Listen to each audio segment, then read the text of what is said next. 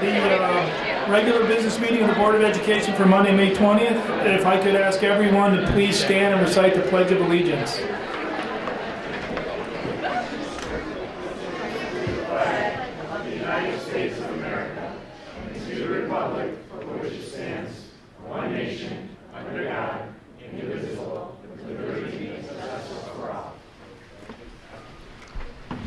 All right, welcome everybody to the most fun and interesting meeting of the year, one we all look forward to. I'm sure everybody's here for agenda item 2A, invitation for public comment.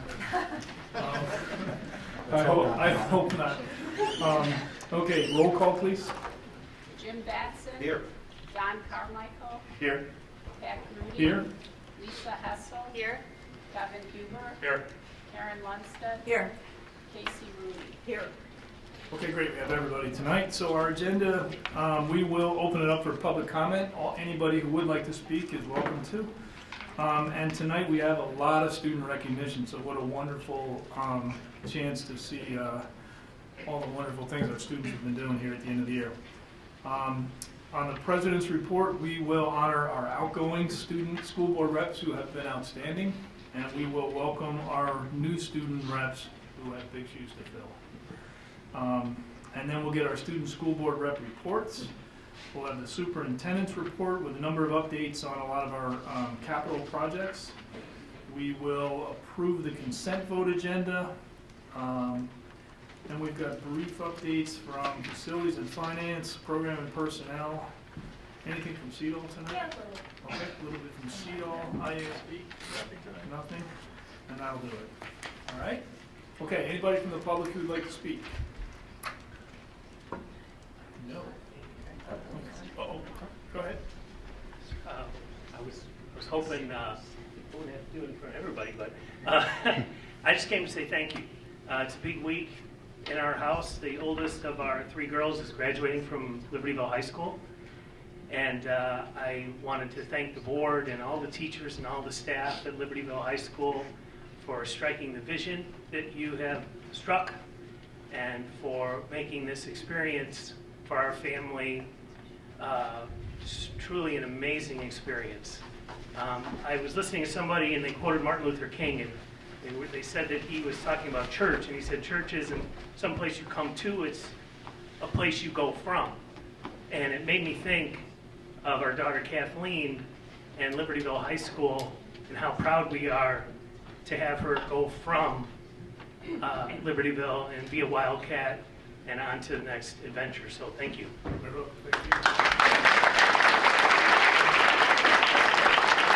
Board President Pat Grudy. Okay, anybody else? No? Okay. So we'll move on to student recognition. Who's going to do it first?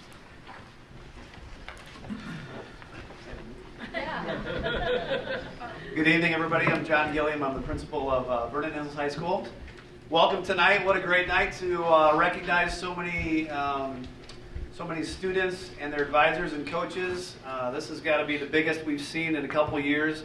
That's fantastic. So we're going to move our way through close to 10 different groups tonight. Several from Vernon Hills, several from Libertyville. We'll start tonight with the Midwest Media Educators Association. They have a yearly competition. In effect, their state championships, and Vernon Hills High School was fortunate enough to place a team in first place. So I'm going to have Bo Warnbold come up and talk a little bit about that and bring his kids up.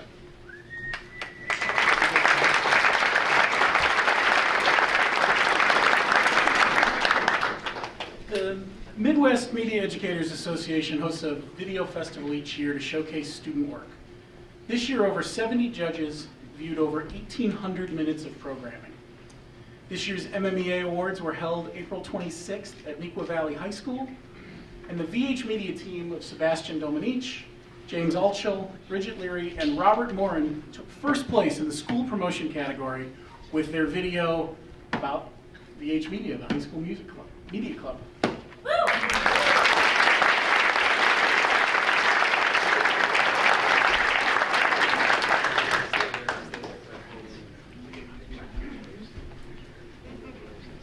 Bo, where can we see this video? It is currently on the VH Media Club's YouTube page.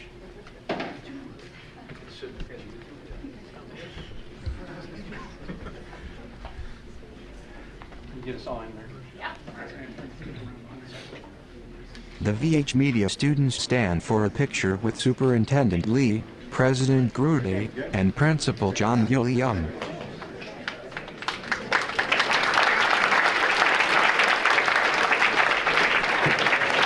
Dr. Gilliam returns to the podium as others return to their seats. Emily Kim, come on up. Emily Kim is a junior, right? Yeah. Yep, junior here at Vernon Hills High School. I am not her track coach. Her track coach, Suzanne Curry, could not be here tonight, so I get the pleasure of introducing Emily. Emily, we had a successful girls track season this year, and one of our athletes made it downstate. This is Emily Kim. Emily Kim is a long jumper for the Vernon Hills High School girls track team. And I think it's fair to say that Emily saved her best for last. So I've got a couple stats. So she was the Lake County and sectional champion in the long jump. She pulled out her best when it mattered most. In the sectional meet, she jumped an amazing 18 feet 10 inches, a personal and school record. Congratulations on that. That jump sent that.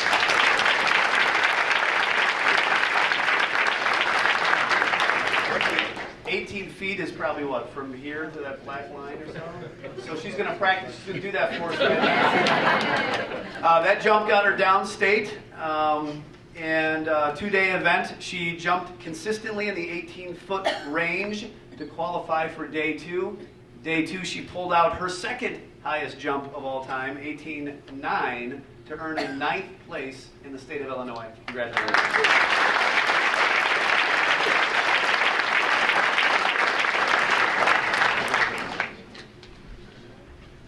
Emily Kim stands for a picture with Superintendent Lee, President Grude, and Principal John Gilliam. Take your time, we're not in Great. You're at PLA. Tom Coulantes, LHS Principal, steps to the podium. Well, good evening. I'm Tom Coulantes, the always proud principal of Libertyville High School, and I'm particularly proud this evening to introduce, as Dr. Gilliam said, many of our outstanding students, both in athletics and in our clubs and activities, and in our fine arts. So to start us off tonight from the Libertyville side of the district, we are going to bring up our students who are our future business leaders of America, and they have the 2019 State Leadership Conference. They are national qualifiers. So is Kevin Gorell or Loretta O'Day, their coaches here? Hey, Kevin.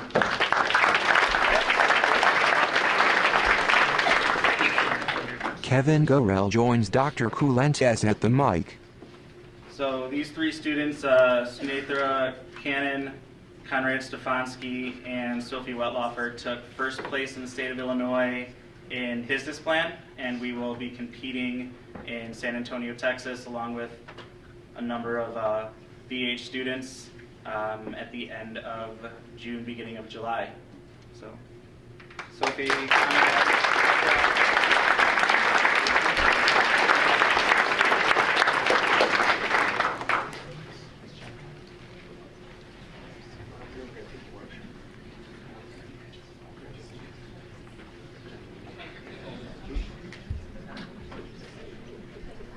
The three FBLA students pose for a picture with President Grude, Superintendent Lee, Dr. Coulantes, and FBLA advisor Kevin Gorell.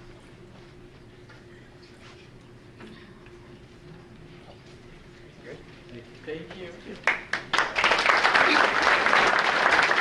VHHS Principal Dr. John Gilliam steps to the podium. We got so many people, we can't even keep it straight. All right, we're going to bring up our Vernon Hills FBLA. Tony Isabelli and Lynn Benson here as activity sponsors and coaches. Come on up and let's hear about your kids. VHHS FBLA advisors Lynn Benson and Tony Isabelli. I'm Lynn Kristen Benson, and this is my second year working with FBLA, and I'll just keep my comments very brief to say that it has been truly a pleasure to watch these students grow and to develop and to learn new things as they become more involved with FBLA. And I look forward to working with them as we move on to San Antonio. And I'm Tony Isabelli, and I just want you all to know that I'm very proud of our students.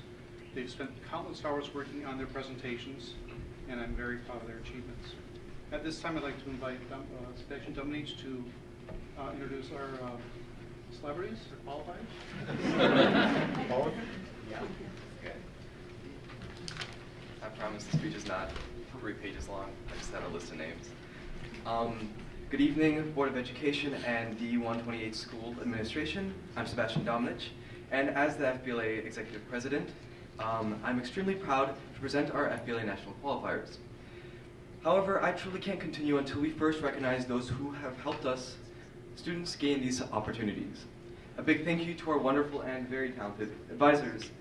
Many thanks to Mr. Zabelli, who spent much of his time coaching and advising students on their individual and group events. And many thanks to Mrs. Benson, and Mrs. Beagle for not only helping us to prepare for our events, but also for the numerous hours they put in behind the scenes, arranging schedules, meetings, flights, hotels, and so much more. I would also like to thank Dr. Gilliam for supporting the club and allowing it to become such a significant part of the school. Finally, I would like to thank the Student Executive Board, Rachel, Chris, Rohit, Tanya, Madeline, Sujay, Thomas, Sarah, and Eric. These people have done the most amazing job working alongside the advisors and being the face of our organization for the VHHS student body. FBLA is one of the biggest organizations in Vernon Hills High School. This year, FBLA has over 120 members.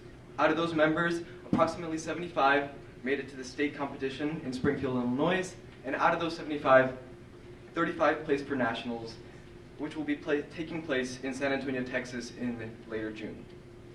With that said, I would like to now present our FBLA National Qualifiers. I believe all our stuff is back there. Okay. Rachel, this is Rachel, our Vice President. So if you are here, just come up here and you can, yeah, you hear your name, just come up here. Anirudh, Adiraj? Sorry, I'm so sorry.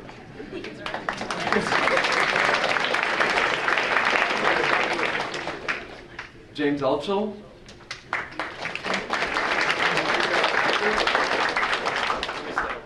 Jashika Asher. Tanya Bagardi.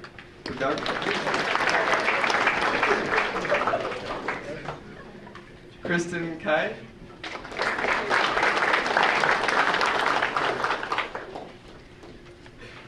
Isabel Chin. Rohit. Yeah.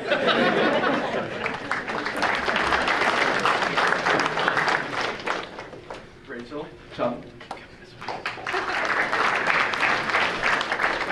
Brendan DeLeon. Amy Dung. Rachel's got the rest. Okay. Paige Edelheit. Lauren Ellis. Thomas Florian. Ben Stroman. Benjamin Gorchenko. Rahul Gupta. Tyler Kading. Abby Kemp. Julia Lee. David Leschner. Hannah Liu. Srikar Manikonda. Aditi Ram. Sadie Sheridan. Veera Singh. Eric Song.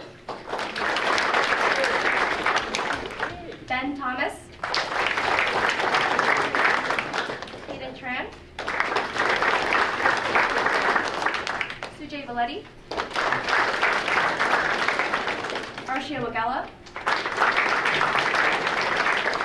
Sarah Weisblatt, Madeline Woodrow, Daniel Zwang. That's it.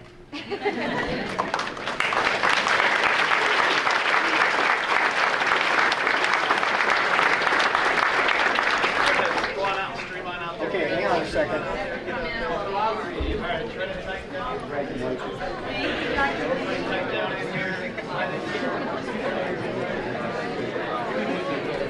right, Haley, can you get like Who's that? It's the wrong way. HHSFBLA students receive their certificates and stand for a picture with President Goody, Superintendent Lee, Dr. Gilliam, and advisors Lynn Benson and Tony Isabelli.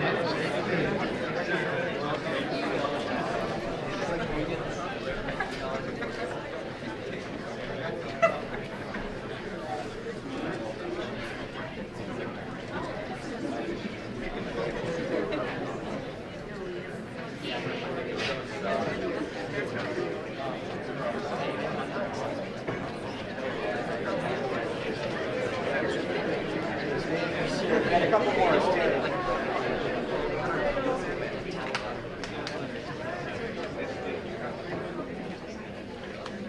All right, good job, you guys. You good?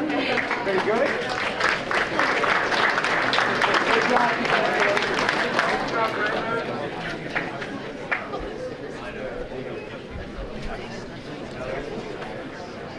VHHS Principal Dr. John Gilliam steps to the podium. All right, Vernon Hills is going to continue with another academic competitive club. Our WISE team, or Worldwide Youth in Science and Engineering, competed at its state level tournament this year, and for many years was a regular here, and it's good to have them back. Coaches Josh Ravenscraft, Sarah Staub, to talk about their third place finish. Coach Josh Ravenscraft and Sarah Staub stepped to the microphone. So as of last June, we didn't even know WISE was still going to happen because U of I actually canceled the program. And it wasn't until a physics professor from Eastern decided somewhere late July that he was going to take it over. So it's very, very thankful for Eastern to continue this competition. We had a great year. We took first at regionals at College Lake County. We took first at sectionals here at Vernon Hills, and went and competed against, again, the top schools in our division, and had a great third place finish. We had multiple kids place in each of their events. They gave awards for the top 5. We did individually medal in each one of those events for our students. So it was quite an accomplishment for all of them. So without further ado, I will read the names of our team. Artem Arzumanov.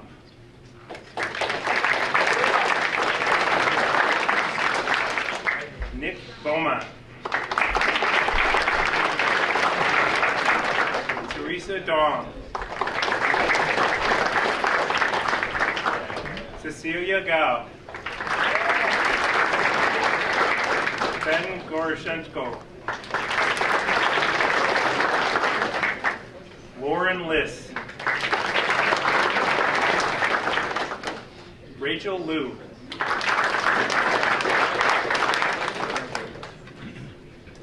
Alexa Pomerantz. Itamar Shifrin. Ria Subramanian. Tyler Tran.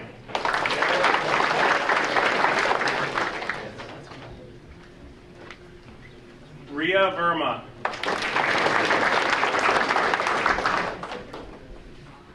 Jeffrey Zhang.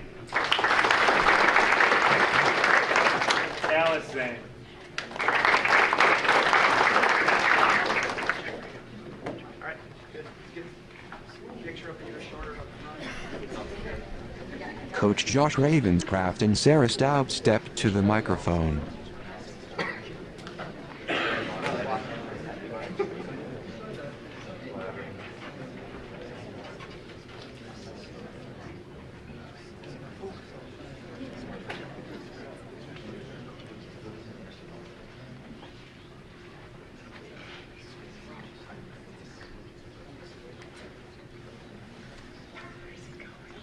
Everybody good? Okay. Congratulations.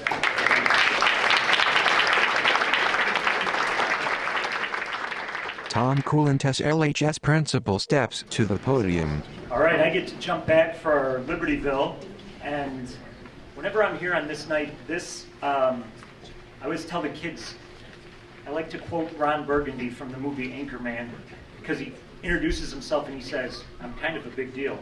And I always feel when I'm here in District 128 and we're doing all of this great stuff, it's like, we're kind of a big deal. Like, there's a lot of great stuff happening. So we're going to keep it rolling with the LHS music through our Fine Arts Department. We have 2 awards for our Fine Arts Department, both of them really big deals. So we'll start with our Music Theater Award, 2019 Illinois High School Music Theater Award. We did the fall production. Our fall musical was Pippin, and our cast of Pippin, a brand new award, they won Best Ensemble in the state. So here to introduce them and to talk about that show, I believe Christopher Thomas, Aaron Brown, and Dr. Jeff Brown.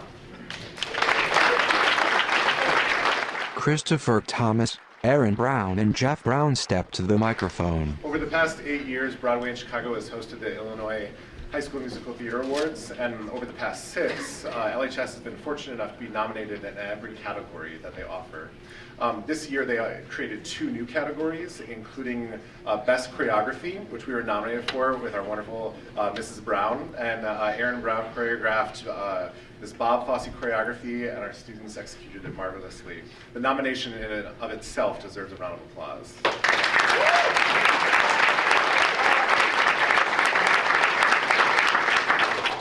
And so when I talk to the students about being nominated and what an honor that is, I say if we don't get nominated or if we don't win, then truly we know that what we're doing is good and worthwhile for us and for our community.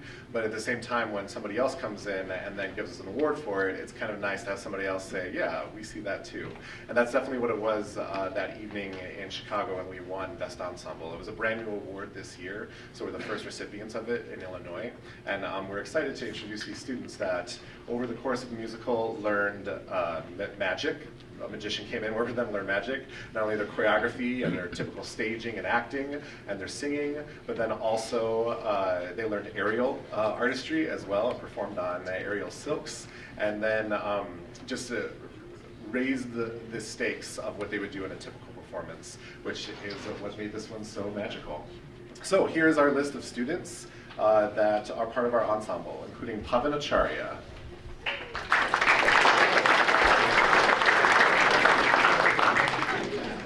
Will Anderson, Clarice Austin,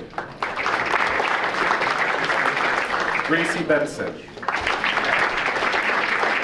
Elizabeth Chapin, Vijay Chen, Abby Sima, Julia Denoya, Sarah Donofrio, Rachel Erdman, Gilbert Ferguson, Amanda Gorley, Thea Grauer, James Grayson, Michelle Fogarty, Ty Ainsworth, Jacob Kemp, Lucia Lafredo, Reeve Lounsbury, Aaron McCain, Haley Knoll, Katie Olson, Allie Parker, Becca Parker, Matthew Pavlik, Jessica Schrag. Jason Sakili. Albert Sterner. Kirsten Townander. Lynn Tran. Beer Trevetti.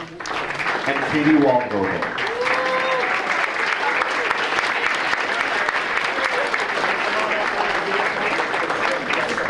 Swing around this way. You guys can get on the other side of the podium.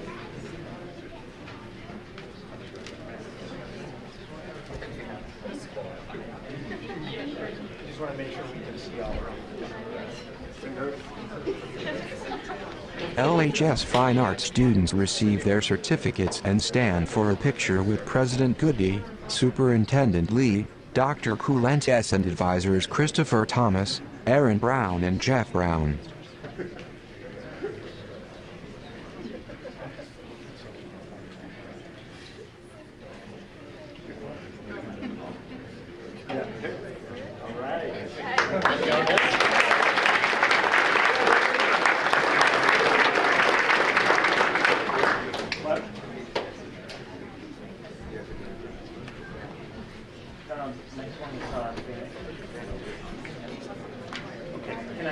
Dr. Coulentes returns to the podium.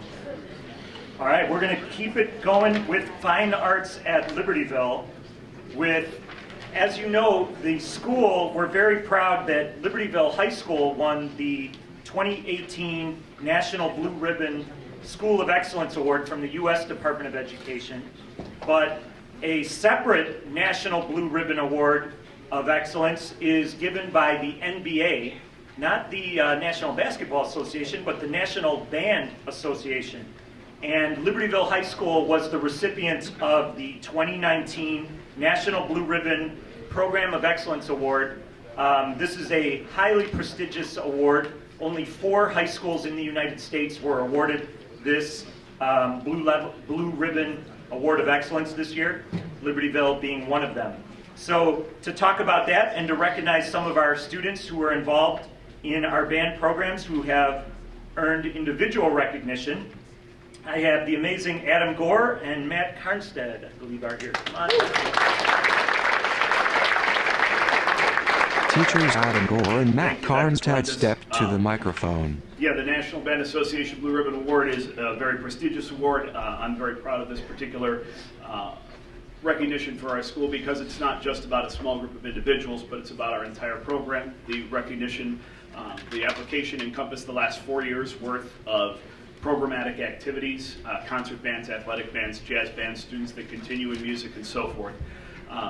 We have 197 students in our program. I'm not going to read their names right now, but we have our band board here to accept the honor on their behalf, although really,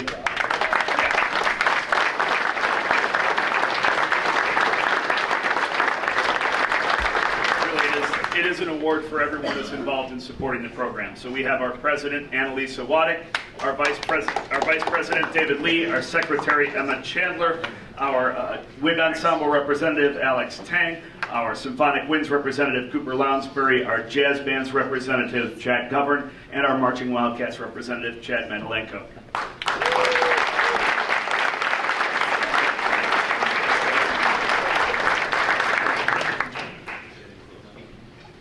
Teachers Adam Gore and Matt Carnstead step to the microphone.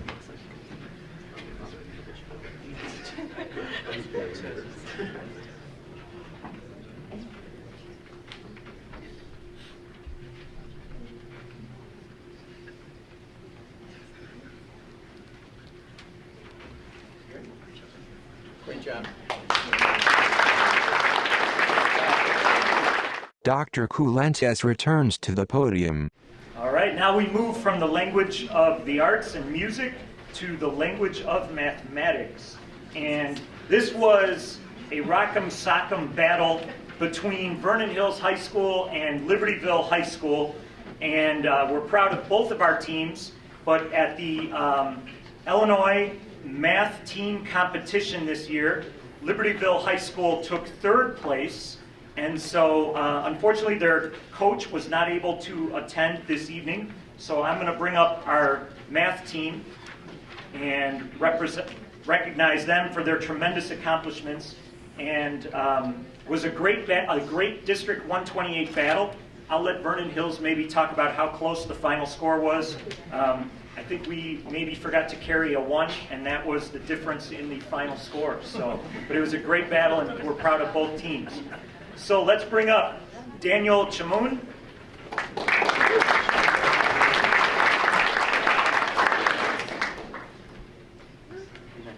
Daniel, how about you stand here and pass out the awards? There we go. Allison Chu. Christian Klassen, Neil D'Souza, Jake Duffy, Olivia Duffy, Samantha Fan, Mitch Gifford, Albert Guan, John He, Brian Hong, George Huber, Sebastian Ingino, Nathan John, Jonathan Lee Chen, Luke Markison, Emma Muscato, Molly Muscato, Desigmorth Nanir, Matthew Newberger. We'll see more of him in a minute. Nikhil Patel, Tavis Sharma, Ian Smith, Charles Stanky, Jack Starvarkos, Dylan Trott, Liam Tucker, Richard Chow, and Marilyn Yu.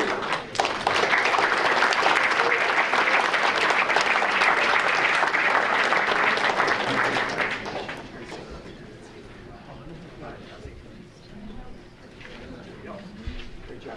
Let's scoot down just a little bit more so we can get on this side of the podium.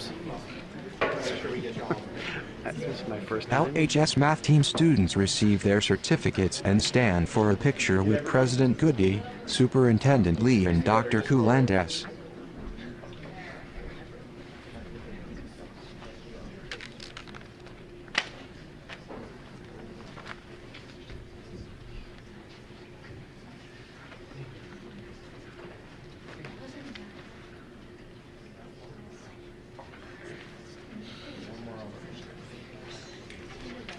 Okay, we good?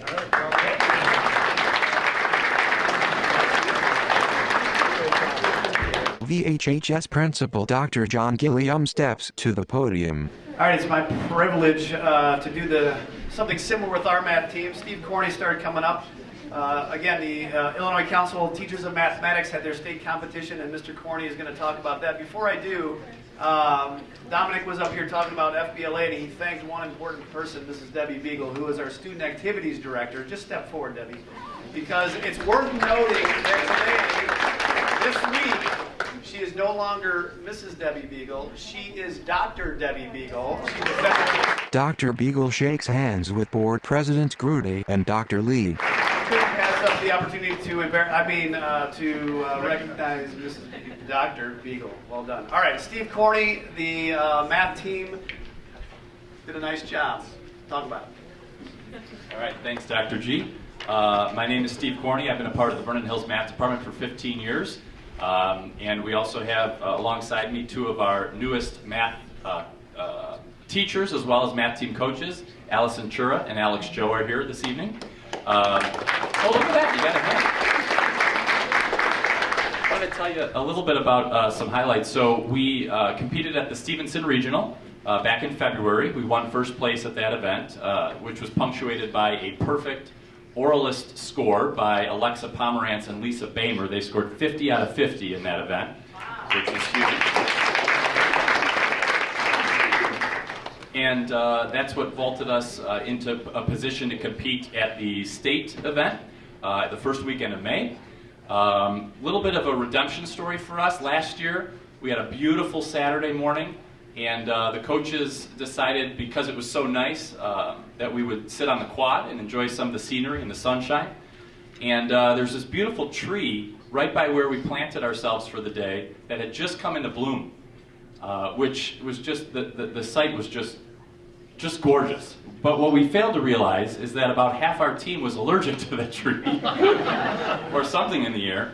And we bought all of the Kleenex out of the Illini Union that morning. I think they were out of stock afterwards. And our kids were struggling at times just to breathe and stay focused and everything last year. So we ended up coming home with a 5th place finish last year. I think our students were a little disappointed by that, thought we probably could have done better. And so this year we decided to relocate back to the basement of the Illini Union, where there are no trees in bloom. That proved to be the winning formula, I suppose, as we were able to bring home 2nd place. As Dr. Colentus mentioned earlier, the narrowest possible margin of victory between Libertyville and Vernon Hills, so we certainly want to congratulate our friends over at Libertyville. 780 points they earned in the state competition, and Vernon Hills earned 781. So just to give you an idea of how close it was.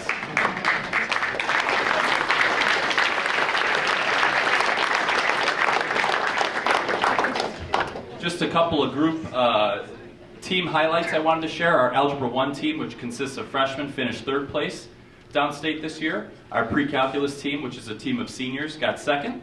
And our calculator team was the 1st place team in the state of Illinois this year. So put all that together, and it ended up in a 2nd place finish. We couldn't be more proud of these kids. It's a great group of kids. Many of them came out tonight, and I'd like to introduce you to them right now. So please come forward when you hear your name. Anirudh Adiraju.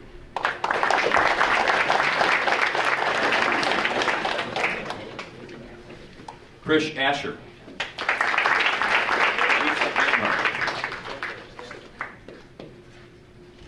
Sorry, I don't know if you heard that. Lisa Bamer. Kristen Kai. Esther Cha. Hannah Chen.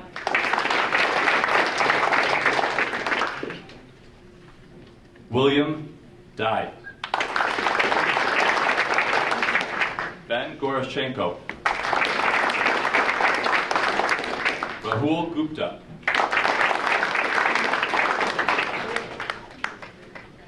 Elijah Huang. Jackie Liu. Rachel Liu. Brandon Newman. Aryav Panda.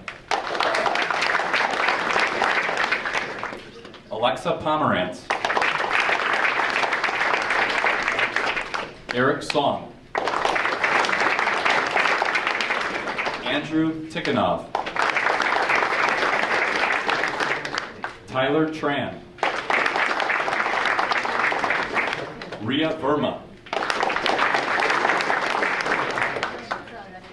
Sujay Valetti. Shayna Weinstein.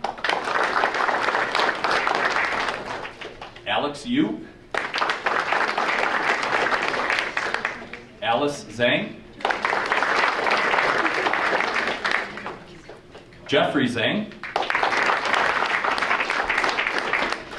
And Timmy Zhang.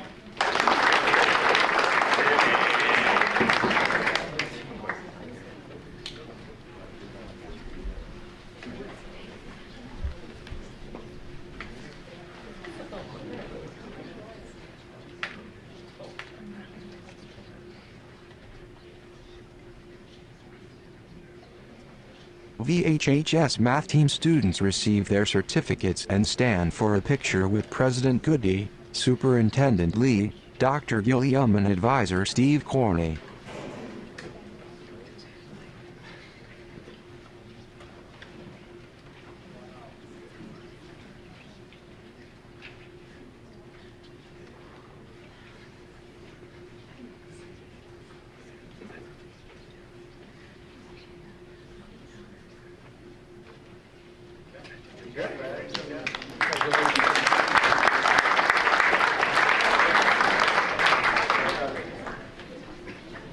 Dr. Kulentes returns to the podium.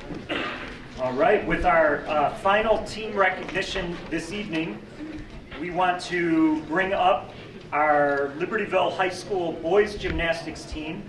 They are the first Libertyville High School boys gymnastics team to win the state championship in school history. We're so proud of them.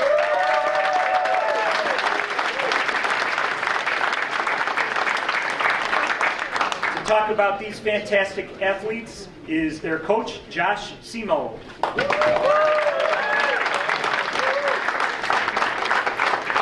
Coach Josh Simo steps to the mic. All right, thank you very much for having me here. It's quite an accomplishment this year for these guys. They put in a lot of hours and hard work during season and even during the off season. They set the precedent very early on in the season with one of the highest scorers in the state, and having that target on our back throughout the whole year and keeping up that dedication inside the gym. They were able to pull in a first place victory at our conference meet, a first place victory at our sectional meet, and then eventually a first place victory for our state championship. So without further ado, our gymnastics team. We have Robert Cartwright.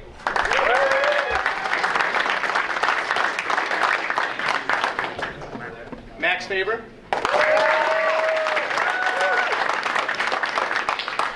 Grady, Georgia.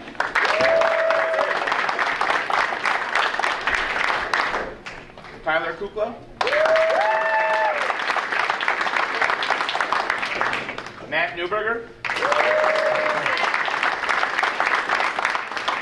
Matthew Richardson. And Andrew Richardson.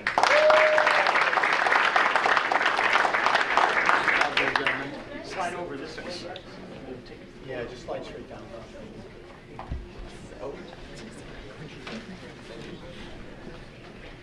Members of the LHS boys gymnastics team receive their certificates and stand for a picture with President Grude, Superintendent Lee, Principal Kulentes and Coach Simo.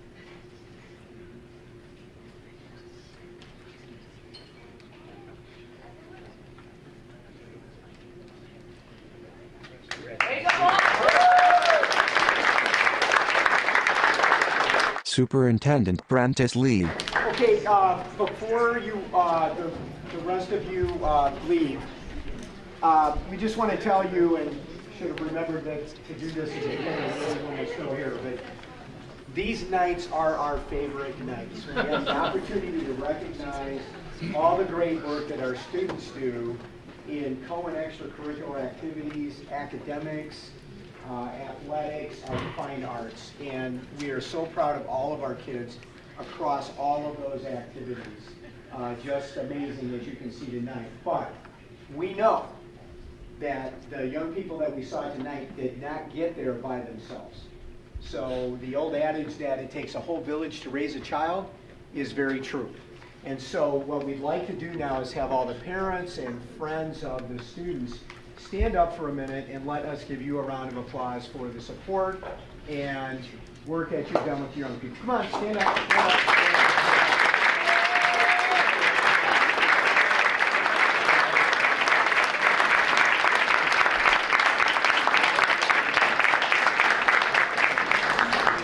So now the biggest thing now you have a decision to make. So you can stay for the rest of the board meeting.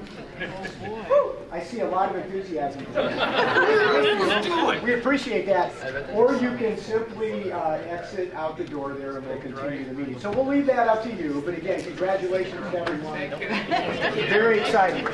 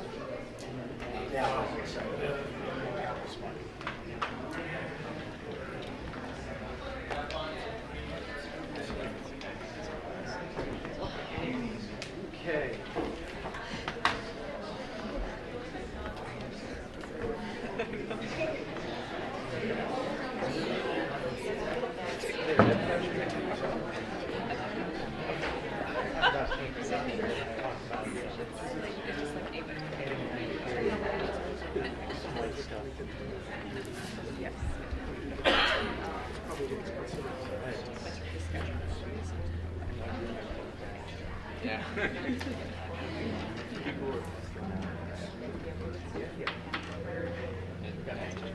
Board President Pat Grudy. Okay, ready to go? All right, next is the time of year where we want to recognize and honor our outgoing student school board representatives. And I really want to say to you guys, I've been doing this for a lot of years, and we've been fortunate enough to have some really good groups of people. But I've been especially impressed with you guys. How you coordinated amongst yourselves, all of the information you bring to us. It just really adds just a tremendous perspective to everything that we do. So with everything else you got going, I really appreciate your extra time and effort to come here once a month on Monday nights. And it's got to take a lot of time to gather all that information you do. So you do a fantastic job. And I just want to tell you all how much we really appreciate it. So, as you might imagine, we're going to take another picture. Three. I'm going to do my best to get everybody's name right, but let's call up from LHS, Catherine Corliss.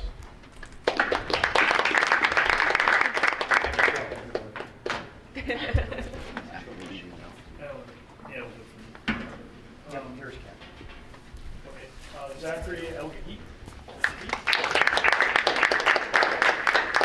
And Matthew Wong.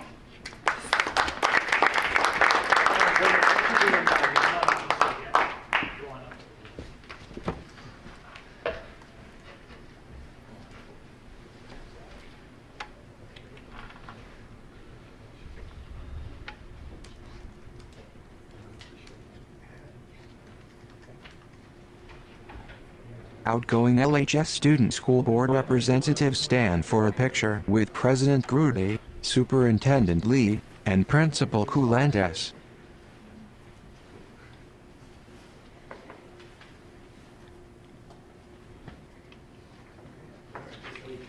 Yeah, just hang over on the side, then we'll get a big picture. All right. And now from VHHS, Caitlin Dola. Brandon Kin.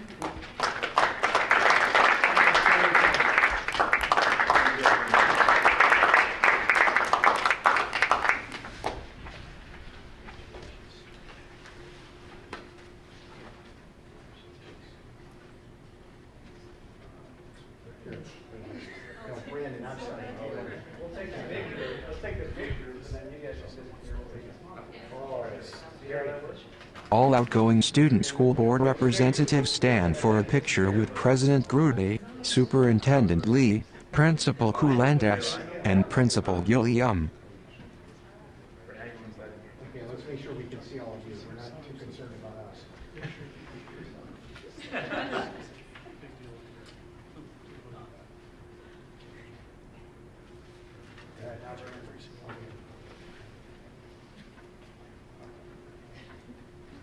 Outgoing VHHS Student School Board representatives stand for a picture with President Grudy, Superintendent Lee, and Principal Gilliam.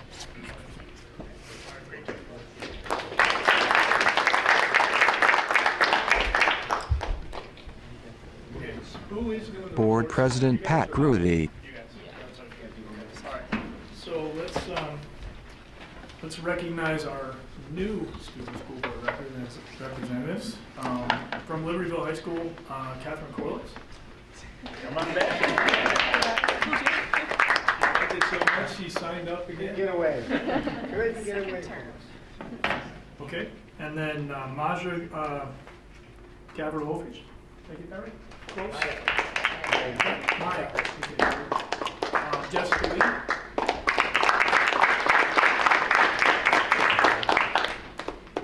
Incoming LHS Student School Board representatives stand for a picture with President Grudy, Superintendent Lee, and Principal Coulantes. And from Vernon Hills, let's see, we got Hala Abdulrazik, Ella Blaker,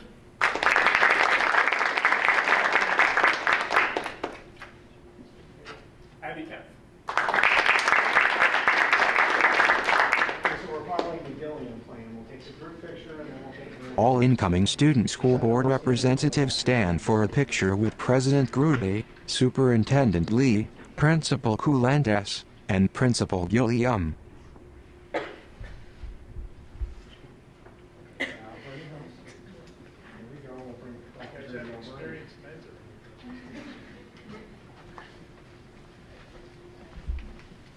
Incoming VHHS student school board representatives stand for a picture with President Grudy, Superintendent Lee, and Principal Gilliam.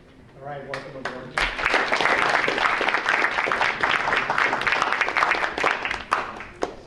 Superintendent Prentice Lee.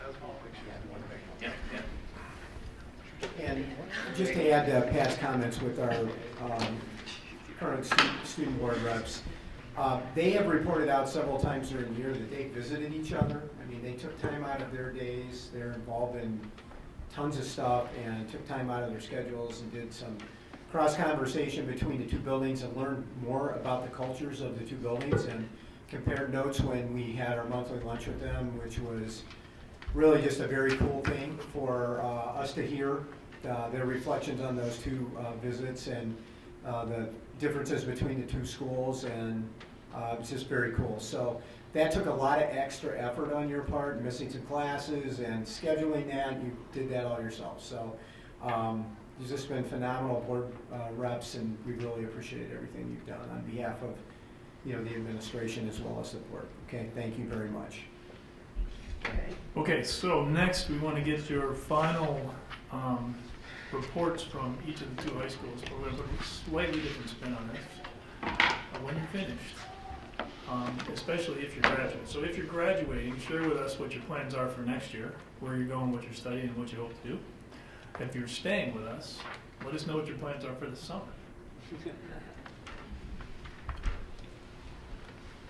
VHHS student Brandon Kim. Should I start with the report first? You're in charge. I'll do the report first, actually. So congratulations to James Altschul and Leah Hayden for receiving a Chicago History Prize for their documentary Temperance in the Chicago History Fair. These two students received their award from the Senior Vice President of the Chicago History Museum, so congrats to those two students. This month, Vernon Hills held its second Dare to Unite interfaith panel organized by the Vernon Hills Student Diversity Council. Multiple religious leaders had an opportunity to introduce and present their perspectives to a student staff audience. Our VH Unite Student Diversity Council also ran its first ever family night. Parents and community came to VH to hear student representatives from some of our clubs to talk about goals and actions from this year. The event was a success, and we hope to see it grow in its size in upcoming years. Earlier this May, Vernon Hills sophomore literature classes organized its annual activism fair. This year's winner included the following: Lisa Bamer, Sanjay Shrestha, Jack McDonald, and Aditi Ram with Mining in Africa, Paige Idelheit, Sammy Reinstein, Kelly Fagel, and Tiana Arbutina with Women's Rights, and Sadie Sheridan, Anjali Parande, Kristen Kai, and Nicole Tartakovsky with the Yemen refugee crisis. And these winners got to donate collected funds to an organization of their choice. So congrats to our activism fair winners. At the end of April, Vernon Hills had their Starry Night prom at the Renaissance Hotel in Schaumburg. A fantastic night, complemented with dinner and dancing. All the seniors and juniors that attended had an amazing time. Following their soccer sectional win earlier this month, D128 Special Olympians qualified for the state summer games this coming June. So congrats and good luck to our D128 Special Olympians. And then college plans. So June 27th, I'm leaving for the United States Air Force Academy, and I'll be majoring in aerospace engineering. Congratulations.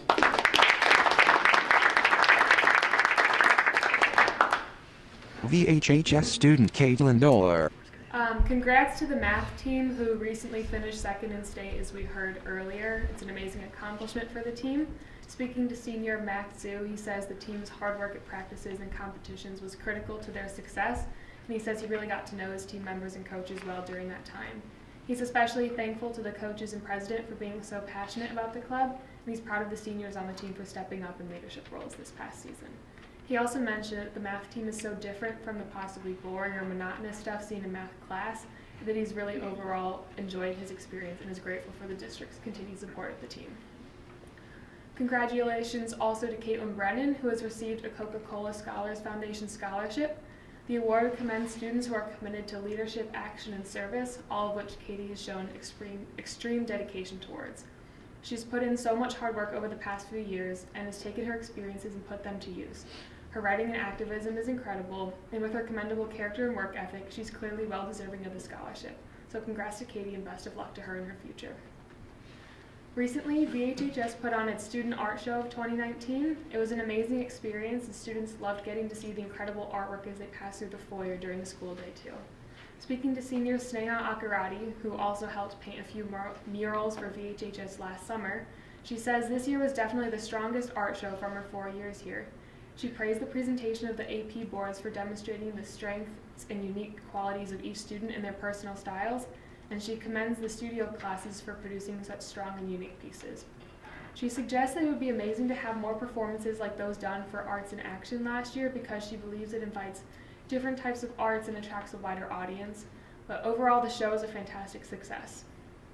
In sports news, congrats to Hunter Matuch and Tyler Gonzalez, who qualified for the IHSA state competition for boys track and field. Hunter qualified in the discus throw and Tyler qualified in the 400-meter dash. This only adds to the list of accomplishments for these two athletes, and we wish them the best of luck as they compete in the state meet this weekend. Also, congrats to the rest of the boys team on a great season.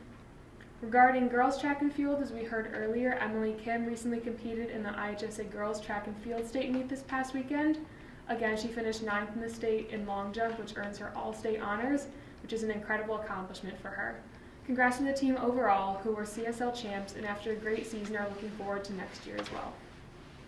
Finally, congrats to our girls soccer team, who has recently earned the title of regional champs.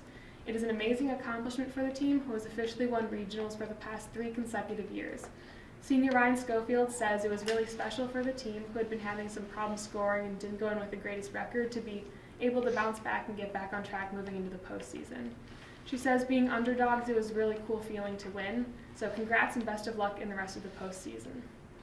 And then for college, I'll be attending Vanderbilt University in Nashville, majoring in medicine, health, and society. It's all one major, and then minoring in Spanish and psychology. VHHS student Taylor Fenn. Okay, so congratulations to Sujay Valetti, Cooper Gilliam, Pranav Vaswani, Eric Rodriguez, and Aditya Sabharwal for qualifying for the IHSA Boys Tennis State Finals. And then congratulations to Caitlin Delmonico, Nivetita Senthokumar, Laura Doler, Allison Clemstein, Nash Clyden, and Elliot Lim on receiving honors on their national German exam, which over 26,000 high school students took this year. Melody Farms now showcases more of Vernon Hills students' beautiful artwork. The newly installed crosswalks consist of colorful flowers, paw prints, a piano, and more. These crosswalks were designed by last year's digital art class and help make Melody Farms unique. So today, Vernon Hills held its annual honors assembly to honor its successful seniors.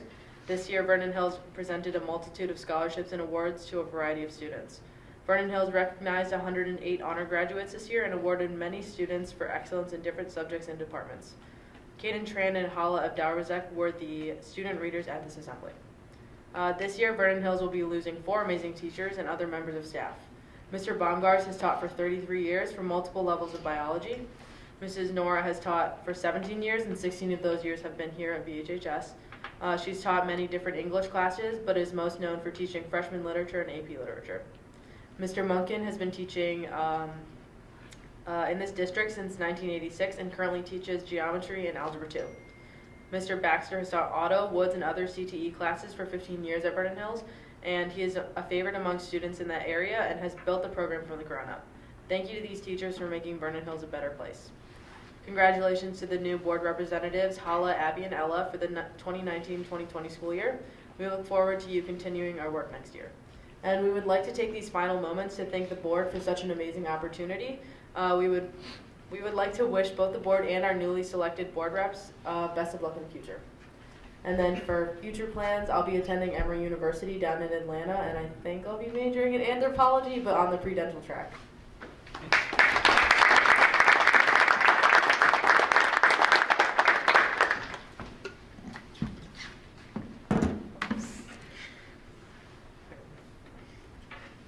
LHS student Matthew Wong. Alright, so for the Breedville for academics, so students officially completed their last AP tests after 2 weeks of testing. While testing may not be our favorite thing to do, we are thankful for the opportunity to take them, as they can provide valuable college credit. Many students now have the opportunity to exempt out of finals as a result of taking these tests, which will prove to be a welcome break in the upcoming week. Seniors, on the other hand, do not have to take any finals, provided that they have an A in the class. Everyone is looking forward to finishing up all their tests this week, and we want to wish best of luck to everyone taking finals. In addition to AP testing, there was also the Physics Bowl. First-year AP Physics students at LHS competed in Division I and received first place in our region, 11th place in the United States, and 45th out of 553 teams worldwide. The Division I team was composed of John Heat, Bailey Latka, Declan Olsen, Ryan Kriegbaum, and Samantha Fan. Individually, junior John Heat and senior Bailey Latka received the highest and second highest individual score in our region, respectively. Second-year AP Physics students competed in Division II and also received first place in our region. Nationally, they placed 23rd and 45th and 50th out of the 430 teams worldwide. The Division II team was composed of Jake Duffy, George Hayek, Ian Smith, Bruce Center, and Teague Mitchell. And for clubs and activities, congratulations to the LHS math team for placing 3rd overall at the ICTM state competition, just a half a point shy of Vernon Hills. The tournament was held at the University of Illinois at Urbana-Champaign, and the team had a blast competing in a variety of events, exploring multiple different math topics. In the team-based events, the freshman-sophomore 8-person team won first in the state. The calculator team and algebra 2 team won second in the state, and the pre-calculus team won 4th in the state, and the relay team won 5th in the state. Individually, Nikhil Patel placed 10th in Algebra 1, John He placed 4th in Algebra 2, Charlie Stanky placed 9th in Pre-Calculus, and Jake Duffy placed 8th in Pre-Calculus. And also, LHS students visited Highland Middle School to speak with 8th grade health classes about living healthier and happier lifestyles. Their presentations touched on drug and alcohol prevention, healthy eating choices, and relieving stress. They also fielded questions from 8th graders about what high school is like in preparation for next year. The high school students were part of Life of a Wildcat, and this was the last stop in a series of trips this past year. Finally, many members of the junior class were inducted into the National Honor Society. The Executive Council of this year's NHS addressed the incoming members with brief speeches on the pillars of NHS. The 2019 to 2020 academic year Executive Council has officially been elected, and everyone is excited for the upcoming year. And for college, I'll be attending Duke University, where I'll either study biology or computer science.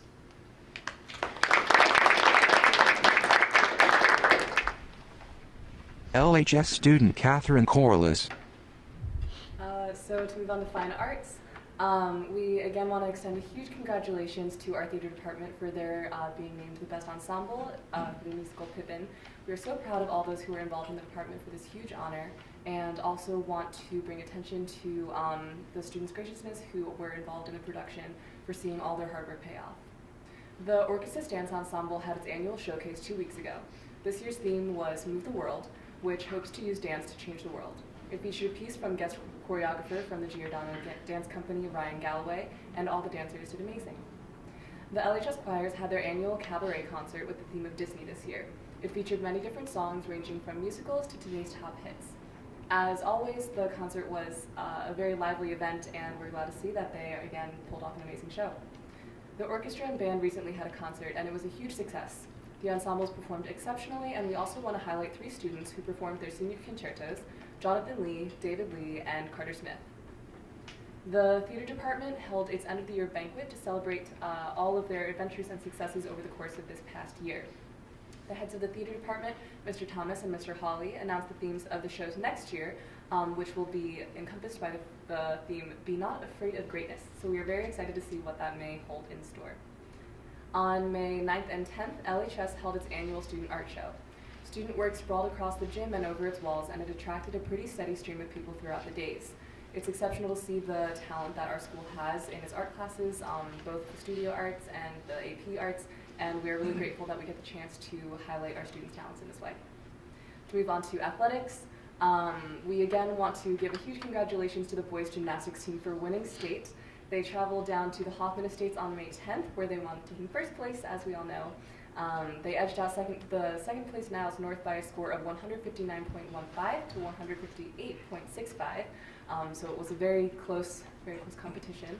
And the senior Matthew Richardson placed second in the all-around competition. Senior Max Faber also had a huge impact on the team's victory as he finished 14th overall. So again, it's the first boys gymnastics state championship in the school's history, and we're so proud of their amazing victory. And to move on to badminton, 4 people on the LHS badminton team qualified to go to the state tournament, which was held at the Eastern Illinois University. It was a great way to finish up the season, and we also want to highlight Kathleen Jin, a sophomore, who wound up ranking in the top 12 in the state tournament. So for a few school ongoings, we want to bring attention to the issue of asbestos, which you may or may not be aware of. So over the course of the past few months, a few locations around the school have been identified to have asbestos. A Spanish classroom, the library classroom, and potentially a staff office are 3 of those places. Teachers have been really flexible and accommodating with this, so classes have been able to continue smoothly by moving to new places like the innovation rooms. So one of the juniors who was in a Spanish class stated, "I honestly really like the innovation room, but it is harder to maintain control of the class since it's more of a relaxed environment." So despite some of the challenges that this obvious inconvenience may bring, we're just really grateful that that those classes were able to continue as they otherwise would have. And so regarding future plans, I am honored to announce that I'll be attending Libertyville High School for 1 more year in my senior year. Regarding summer plans, I'll be interning for Congressman Schneider's campaign, and I'll also be helping out at a judge's office in the city of in Chicago, where I'll get the chance to get a little bit of exposure to court cases, and we'll also be doing 2 trips with my church. Yeah. LHS student Zachary Elgadid. Just so to continue the school ongoings. So LHS took part in Healthy Relationships Week from April 22nd to April 26th.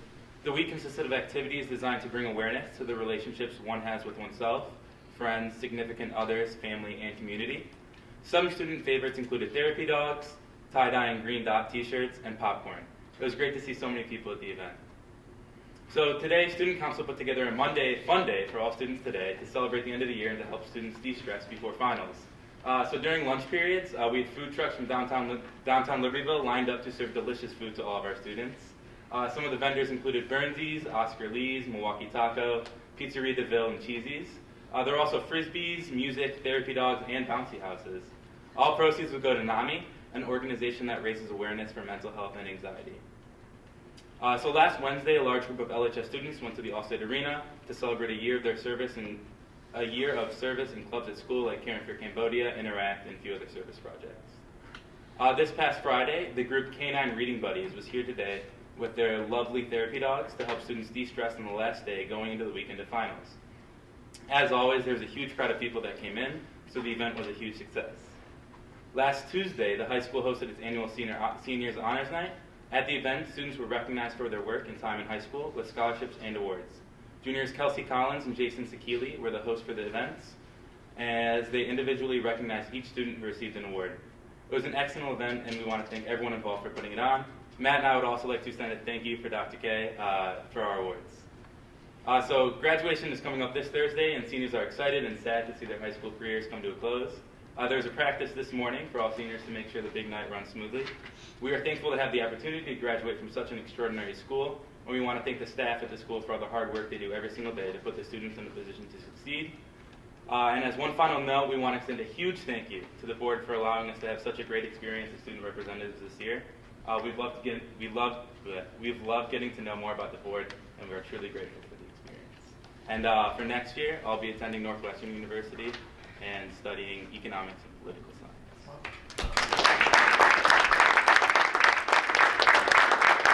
Board President Pat Grudy.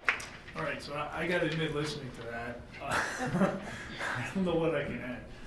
You guys have just been unbelievable, and I wish you the very, very best. I will not be able to make the Vernon Hills graduation. The only bad thing for our early start and early finish these days is we have to have graduation on the same night. So I did Vernon Hills last year. I'll be in Libertyville this year. So to all of you, I'll give you a sneak preview on LHS, okay? My challenge to all of you is to be daring as you go forward, okay? And I know, we say that, and we print it up on things and all that, but what's really cool to me is actually, I believe we're living it. And I told these guys when they came up with this thing, I've seen this, this slogan thing, kind of, mission, vision, values thing, many times in my career, and frankly, most of the time it doesn't stick. It's very frustrating. But I look back on the last year and a half, and what I'm really excited about is it's starting to stick. And it's starting to be part of this culture. Okay? So my challenge to you guys is be daring, be doers and dreamers. Okay? Be aware, be resilient, be inquisitive, be nimble, and be global. And if you do those things with all the momentum and wind you have behind your back, I can't wait to read about it. Okay? So best of luck to all of you. You have done a fantastic job. Thank you for that.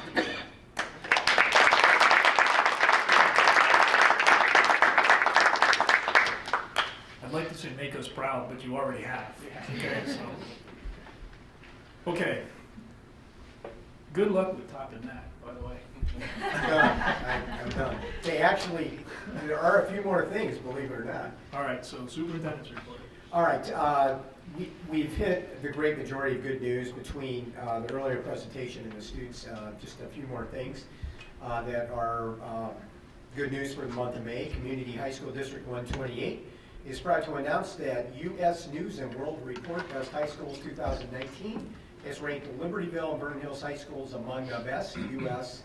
and Illinois high schools. The U.S. News Best High School rankings include data on more than 23,000 public high schools in 50 states and the District of Columbia. Of those schools, 17,245 are ranked based on 6 factors on their performance on state assessments and how well they prepare students for college. In addition to being named in the top 25 schools in Illinois, LHS and VHHS were also ranked among the nation's top 450 high schools. Again, that's out of 23,000 high schools in the United States. They were also named among the nation's top 250 STEM schools, which were selected from the nation's top 500 high schools. So that's really great news, and the entire 128 community should celebrate that continued success.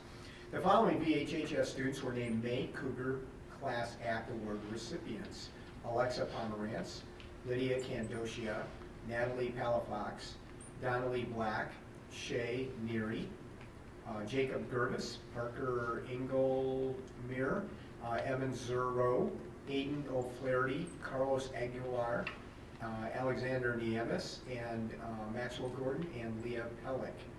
So congratulations to them. The following LHS students were named May True Wildcats: Bobby Calieris, Veronica Bond, Andrew Harvey, Ella Bafico, Cameron Giles, Dragan Martinoff, Jacob Kemp, Joseph Mahler, Jack Bonamarte, Matt Harvey, Grace Bonjour, and Calista Dunworth. So congratulations to them. With hard-fought wins over SRN, SLC, and Hersey High School at District 128 Storm, when its May 4th sectional held at Harlem High School in Mackenzie Park, the team is now qualified for the state summer games in Bloomington, and we heard a little bit about that earlier this evening at the Special Olympics annual award ceremony downstairs. VHHS juniors James Altschul and Leah Hayden received a Chicago History Prize for their documentary film Temperance at the finalist award ceremony of the Chicago Metro History Fair. The ceremony was held April 28th at the Chicago History Museum. James and Leah are both students in Pam Dirk's AP U.S. History class.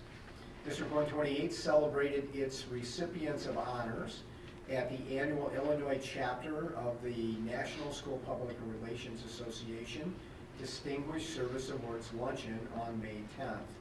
Those receiving honors were LHS Parent Cats President Joy Bach, Award of Excellence in the Parent category; Peggy Cope, VHHS Data Processing Specialist, Award of Merit in the Support Staff category; and the D128 transition coordinators, Stephanie Heinrichs from LHS and Liz Wiederzak from VHHS in the team category. The Distinguished Service Awards recognize those who make a difference in their school communities by helping to promote public education and enhance its programs and services. Nominees are evaluated on their ability to support or improve understanding and communication in the school district and foster cooperative partnerships between the school and community and strengthen the overall support for education by stakeholders. And once again, Mary has been very involved in INSTRA for a long period of time. It's very well regarded, not surprisingly by her peers, and Mary really coordinates our nomination efforts here. So congratulations to all of our stakeholders. And lastly, I think tonight, LHS art students participated in the annual NSC Art Show hosted by Zion Benton High School on April 24th. The LHS 10 Best of Show winners were Avery Vane in acrylic painting, Reed Hojek, acrylic marker drawing, Kat Corliss, acrylic palette knife painting, Mary Wetterling, mixed media paint swatch portrait, Kelly Collins, acrylic marker drawing, Anna Giardina, digital photo, Taylor Petz, 3D ceramic teapot, Jackie Vu, Raku, ceramic vessels, Lindsay Archibald, etching with aquatent, Alexis DeLongchamp, digital photo, and Malika Lukic, artist choice, jewelry metalsmithing. Malika's award was chosen by the workshop artist as an exemplary piece distinguished from the rest of the pieces in the program. So congratulations to all of those students. Excuse me. Next on the agenda, the superintendent's report is our monthly LHS pool parking update, so I'm going to turn it over to Dan and Mark at this point. Is anybody at finals? Oh yeah, you guys, I'm sorry, you can all go. Okay. We missed our cue tonight, thank you.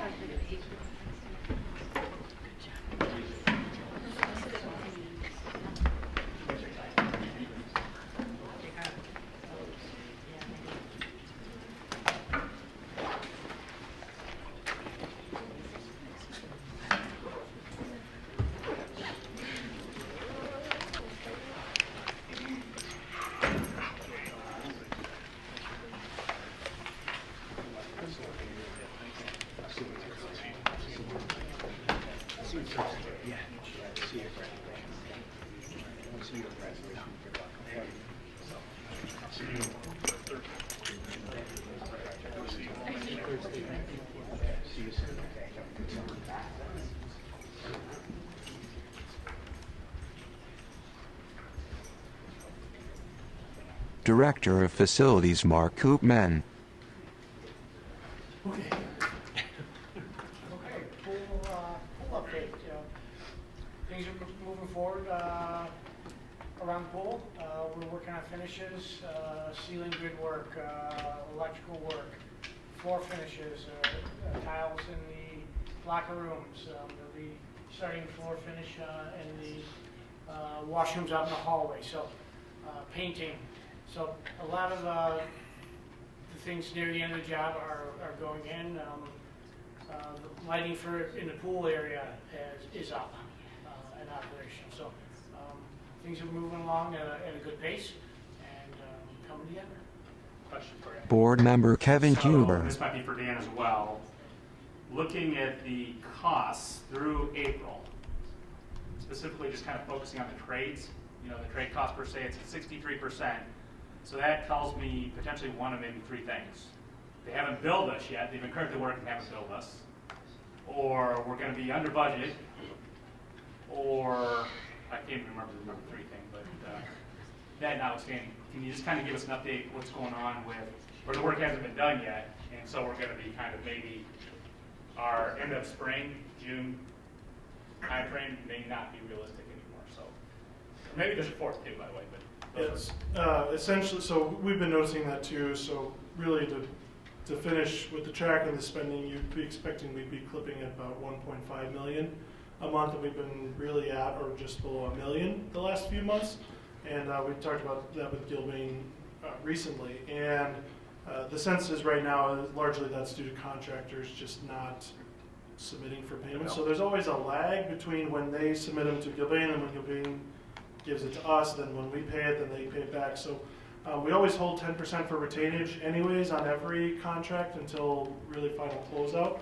So there's always going to be 10%, so call it $2 million is always just going to be there until the very end to pay everything out once we're at closeout. But yeah, we're still on track, certainly in terms of our construction schedule.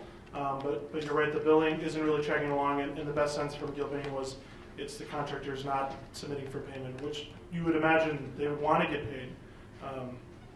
They will eventually. All right, so we're on budget and we're on time. Yep. Good, thanks. Director of Facilities Mark Koopman. I'll give us an update then. Pool parking, with the weather, testing everything, so we've held off on the outside. Things are starting to dry up. Hopefully the rain stays away for a while. But we'll be moving forward to parking here in the next month. LHS additions and the LHS renovation project for the pool. And the VHHS additions are moving forward. Submittals are being reviewed for equipment. We are having meetings with contractors doing schedulings of the work, and so we've got some good progress going. Ready to hit the ground running on the 28th of May. And I just add, so you'll see on the site, but there's fencing out the trailers here, so they're really getting going, getting everything mobilized to go. One thing that you'll see is, at least for the pool stuff, these reports are going to start to fade as we're completing this pool, and then you'll see similar reports get generated for the Vernon Hills project. So kind of set one down and pick the next one up. Just one last update with the pool. We've been having discussions for a while about what pool dedication will look like, and so we'll continue to work on that and frame that out with Mary and get invitations out and, of course, share with the board what we plan on doing. But swimsuits will be required for Optional. the opening after the... Optional. Oh, boy. Okay, so... Yeah, moving on. Yeah. Thank you. Let's move on. Double entendre for the evening. Okay, so next on the superintendent, so very exciting as it's moving forward. And just for the public, as part of our board committee meetings last week in FNF, just now facilities, finance, and property, the board and anybody else who wanted to took a tour of the pool last week, and it's pretty astounding from the tour that we took a couple of months ago and the progress that we've made. So I think the entire community is going to be very impressed by the work that was done in planning and the final product that we get. It's very, very exciting. Next on the superintendent's agenda tonight is LHS and VHHS additions and renovations update. And this, again, will be part of our regular kind of board lexicon as we begin those projects for the next year and a half or so, moving forward. So see previous segment. Yeah, we went through that. Sorry. Okay, so we good to go? All right, great.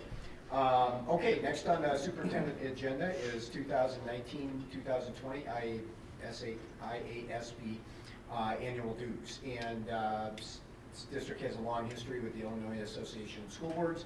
So, of course, we are recommending that we renew our dues with that organization, and Jim has been our kind of direct representative, always welcomes others to join him in that regard. So we would be looking for a motion to accept that recommendation. Okay, is there a motion to accept the recommendation to renew the dues to IASB?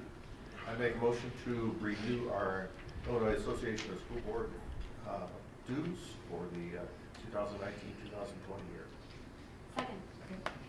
Any discussion? Roll call, please. Batson. Aye. Carmichael. Aye.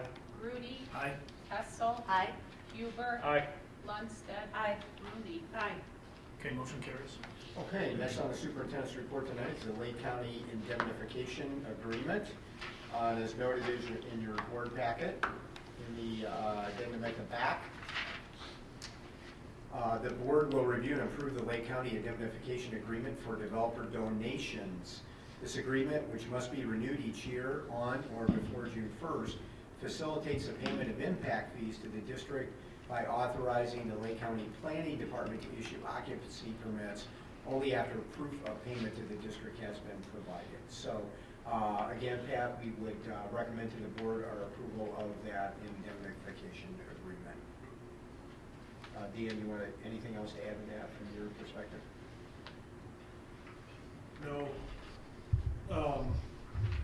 It's an annual requirement. Essentially, what this is the county is trying to work with governments to say, listen, normally if you have developers coming in, they're working with the municipality, so they're working with Libertyville, they're working with Vernon Hills. But in the case where there's county, so unincorporated areas, and they're looking to develop, the county will kind of say, they need to work with the school, and so they'll agree to not issue occupancy until they get proof that the schools have figured out whatever they're going to do. But the only way that they're willing to do that is if we indemnify them in case they get sued because they decided to hold it up. So it's pretty straightforward. It's really been a non-issue for a long time. But. Okay, is there a motion to approve the Lake County indemnification agreement? I motion to approve the Lake County indemnification agreement. Second. Any discussion? Quick thing, just a typo. Yeah, sure. Item 4 just says continues, and I think it should say continued. In further consideration of the continued authorization of the county enabling benefiting government to collect. So this is C4. Yeah, actually I wrestled with that for a long time. So I'm like, is that a legal thing? Is that? It's just a typo. Yeah, it's probably is a typo. So can you just correct it and just put it on the document? Or Yeah, they can do that before you sign it. Okay, all right. Well, I had it in my pocket here. It is, I think. Okay, great, good catch. What was that section again? C4. The top of the signature page. Okay, any other discussion? All right, roll call. Carmichael. Aye. Grudy. Aye. Hessel. Aye. Huber. Aye. Lundstedt. Aye. Rooney. Aye. Batson. Aye. All right, motion carries. Okay, great, thank you. The next thing on the superintendent's report is the proposed 2019-2020 committee and board meeting schedule that was included in the board's packet. So we've had a couple of chances to talk about that, made some tweaks and adjustments. And of course, remember, at any time during the year, if we have to move a meeting, we can do that. We just have to do an amended calendar if we run into a problem. So again, we would be recommending the committee and meeting schedule as proposed, Pat.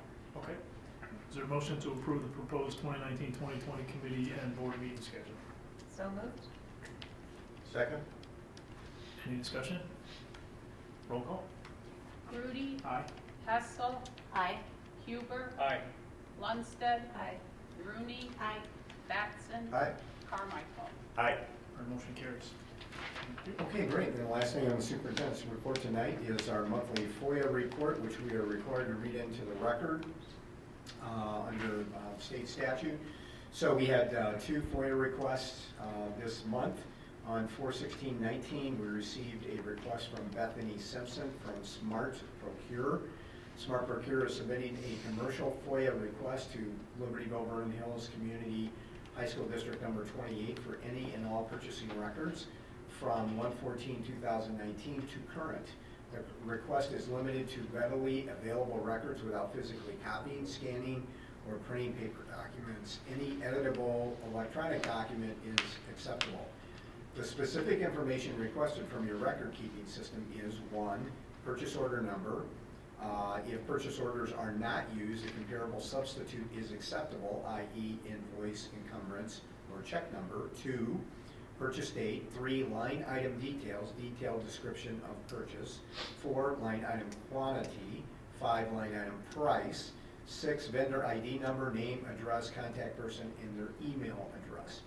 Follow-up was done by Rose DeSico on Dan's team, and the response date was 5/16/19, and actually commercial request deadline was all the way out at 5/14, so we were well under the deadline. The time Rose spent on this, about 1 hour. The second request was received on 5/13/19 from Samir S., who requested Community High School District's current direct home-to-school transportation vendor contracts and special needs transportation vendor contracts with the pricing for research purposes. Follow-up was done by Dan Stanley. Response date was 5/15/19. The deadline for response was 5/20/19, and the time spent was several minutes. And again, just for the community, we try and log the time we spend on these requests. So over the, kind of the long haul, we can take a look at how much time is needed to fill these requests that might take us away from other leadership and management duties that we have in the district. Okay, so Pat, I think with that, unless there's another, that is the superintendent's report for this. Okay, great job, thank you. All right, the consent vote is listed. I'd like a motion to approve the consent vote agenda as listed. I will make one clarification that's brought to my attention. All the items on the consent vote agenda were reviewed in committee earlier this month, except for the destruction of closed session minutes. Okay, if anybody prefers, we can take that out. We can vote on that separately. If there is no objection, we'll include it in the consent vote agenda. Those closed session minutes were included in your packet for your review. Okay, any objection to leaving it? Go ahead. No, I have no objection to leaving. I just want to talk about one item on the consent agenda if possible. Sure, absolutely. So let's do the motion to approve, all right? Okay. Second it, and then we'll go to the discussion. Okay, is there a motion to approve the consent vote agenda? I move to approve the consent vote agenda. Second. Second, okay. Now, any discussion? Yeah. So, this is kind of a question maybe for Dan or Prentice, and that is, under educational tour requests, and I apologize, I'm 100% sure this is covered at the P&P. I had bow out of that one, unfortunately. Number 2, and that is the Future Business Leaders of America. We saw 20 of them here from Vernon Hills, and I think we had a few from Louisville as well, and they were so successful to go to the National Leadership Conference in San Antonio. I'm saying, I just want some clarification on when the district picks up some of the costs. I think if I looked at that line item, there was like a $20,000 cost that the district was incurring. In most cases on these trips, we see district costs at 0. So I just want to maybe clarification. That's actually a great question. And so anytime that we have competing and extracurricular activities in fine arts and athletics, then the district could cover those costs in state and national competitions that they may be involved in. That is different from Spanish club or a field trip or French club, which the students have to pick up the cost for to make that cost. So again, the distinction is that they're sanction approved groups from the school, extracurricular activities and or fine arts and or athletics that are competing at the state or national level for an expenditure like this, Kevin. And that's why some we would see at 0, and then some we would see for a large group like this who will be there for several days, a larger expense for the district. Does that help? Yeah, it does. Thank you. They're almost sort of Rita, state, clarify. regional, or sectional competitions. And Rita clarified in committee. Yeah, we did. That it was a budgeted expense. Thank you. Yeah, again, I'm sure you talked about it, and I was unfortunately gone. It's a good clarification, though. It's a good review, because I'm sure parents even wonder sometimes. They may be in a group that's not a competing group and wonder, well, why am I paying to send my child, or we're paying to send our group here or there, and that is the difference for the district picking up the cost. Thank you very much. On one hand, we are a victim of our own success. That's a good problem to have. That FBLA program has gotten very, very successful. And, I don't know, the more I see these kids doing all these things, I'm just blown away. I mean, notice, again, another night of incredible recognition. Haven't even discussed the normal, 7-9 periods of stuff they do from now 8:45 until 3:20 or whatever it is. All of that stuff is above and beyond that, and it's really cool stuff. So, but FBLA in particular is just year after year, I think, growing leaps and bounds, which is a fantastic thing. Thank you for. We certainly need future business leaders in America. Let's hope there's a few good ones that come out of this. Okay. Long-term thinkers, okay, would be really good. Okay, any further discussion? If not, roll call, please. Hessel. Aye. Huber. Aye. Lundstedt. Aye. Rooney. Aye. Batson. Aye. Carmichael. Aye. Rudy. Aye. All right, motion carries. Good. Let's see, next, Facilities and Finance Committee Chairperson Huber. All right, so we're This gonna, is your first, and we're gonna go fast. go for it. Yeah, so, Again, you're setting new standards. we're going fast for the purpose of this meeting. We spend a significant amount of time at the committee meetings, so we always encourage the public to come and see exactly how we do things at the committee meeting level. So 4A is resolution authorizing and directing the transfer of interest from the debt service funds to the education fund. You want to give a 1 minute what that is for us? Yeah, the debt service fund has money, it generates interest. The use of that money is extremely restricted in that fund. State law allows you to, if you do it before the end of the fiscal year, is to transfer that money to the fund most in need, which would be our education fund. And so that's what we do on an annual basis for both the debt service fund and the working cash fund. Working cash fund, which is B, is slightly different in that working cash doesn't actually have any expenditures. So you can't really use that money on expenditures, but the law again allows you to transfer that money, that interest, on an annual basis into the fund most in need, which again would be our ed fund. So it's good practice to do, healthy thing to do on an annual basis. And this is the time of year to do it. All right, so I think we're probably looking for a motion to make that transfer at this meeting, right? And that the amount, again, remind us for the 4A is how much? Well, the amounts in the resolution, which So let's just can I have a motion to approve the resolution as presented? So moved. Second. Questions? Seeing none, all in favor? No, roll call. Roll call.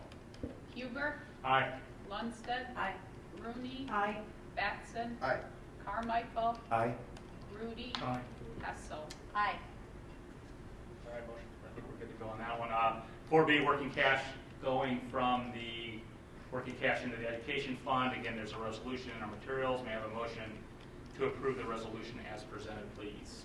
So moved. Second. Thank you. Questions? Seeing none, roll call, please, again.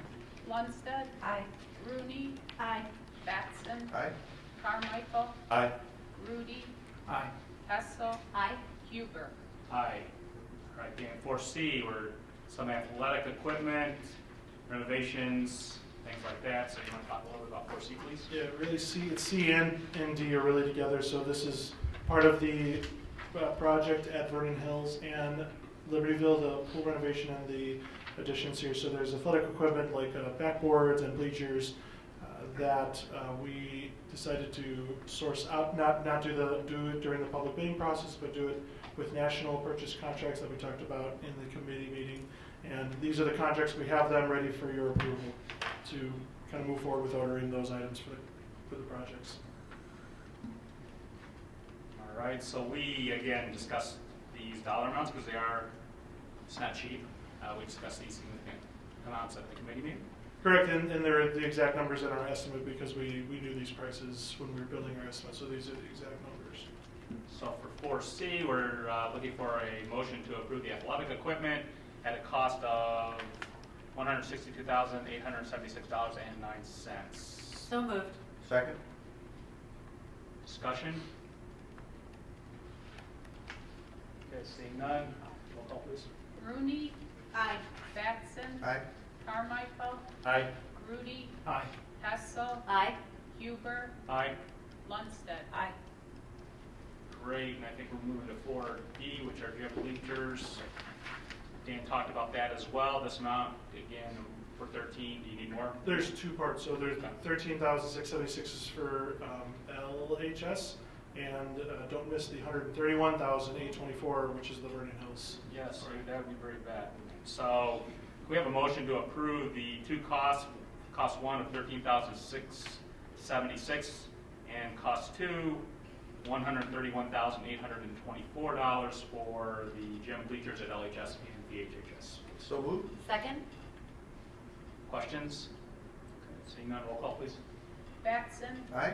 Carmichael. Aye. Rudy. Aye. Hessel. Aye. Huber. Aye. Lundstedt. Aye. Rooney. Aye. Awesome. Maybe 4E, maybe something new? So you wanna- Correct. We mentioned it in previous committee meetings, but it was several months ago, and so we've been working on the agreement with Arbiter and our attorney and trying to get to an agreement for this. So essentially what this is this will allow us to pay our officials rather than each time we get an official, we pay them. And every time we want to get a new official, we have to get all the paperwork and do everything.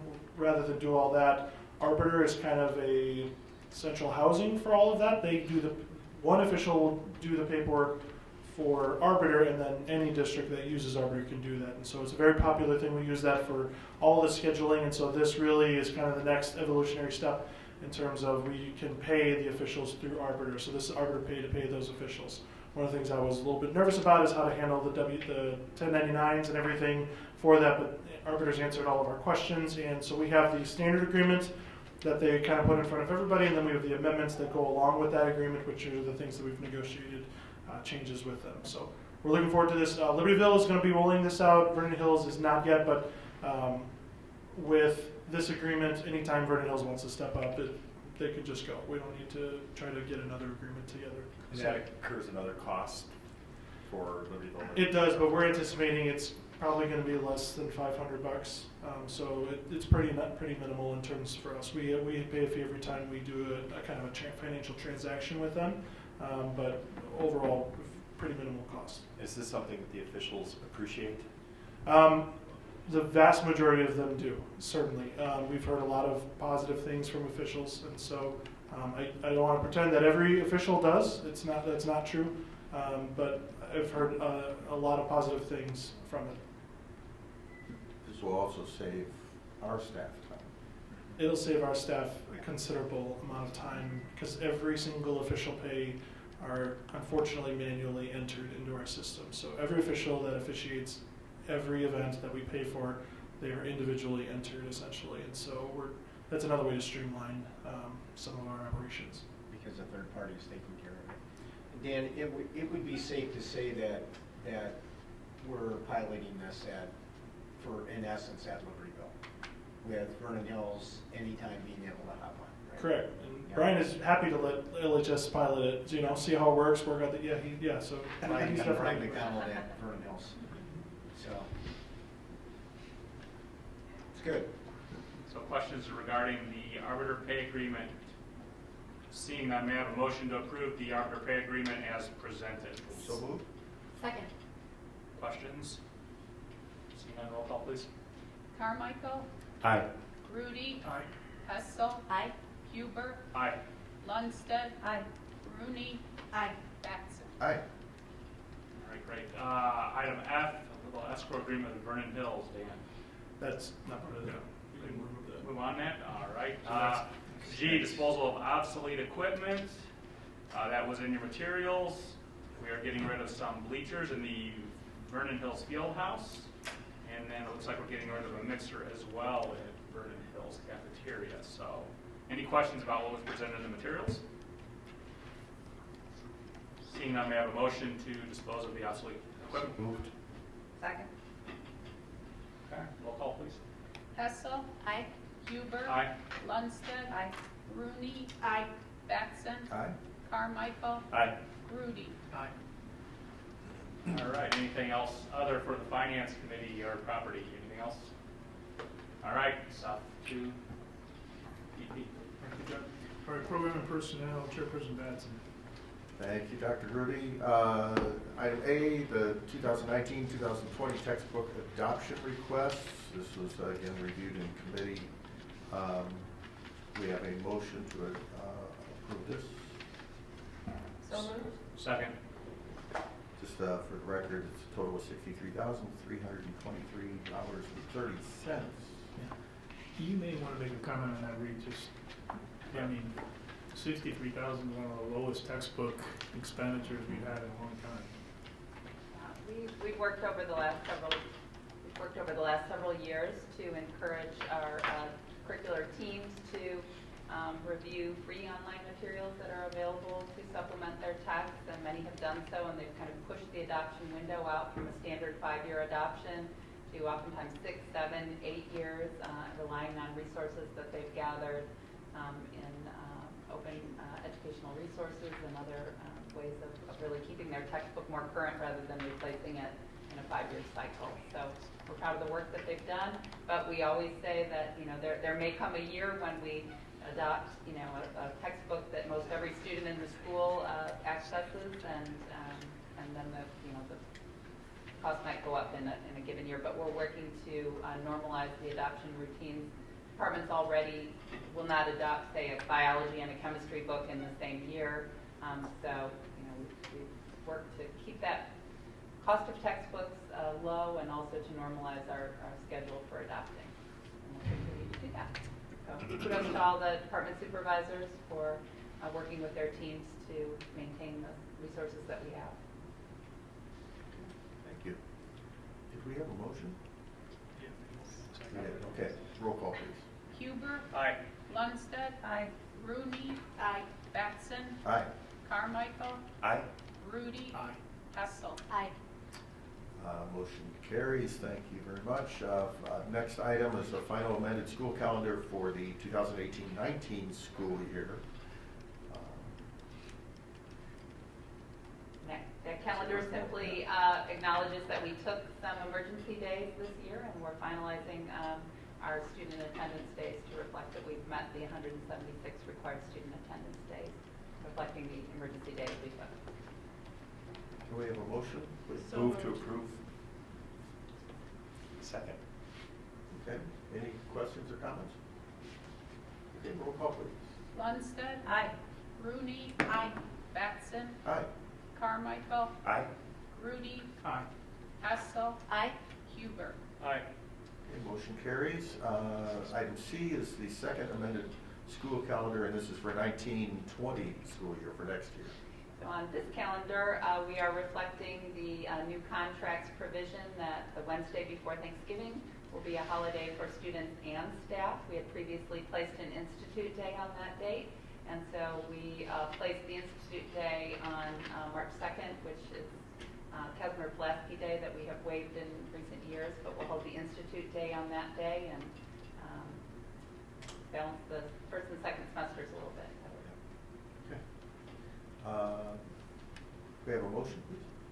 I move to approve the 2019-2020 school calendar. Second. Further questions? So the calendar was developed in conjunction with the faculty. Is that part of the board faculty agreement? We have an annual calendar committee that meets that Casey has served well on for many seasons, and Karen represents the board on. We have faculty representatives as well as community representatives, and we meet annually. We've started a process of looking at the calendar 2 years out, but often our projections come prior to changes in the contract or changes from the Regional Office of Education and their recommended calendar. We're always open to reviewing that on an annual basis, and sometimes more often, pending weather and other circumstances. We've decided that we're going to invite our new school board reps, one from each school, to sit on the calendar committee next year as we make that final decision for 2021. That's a great idea. Yeah.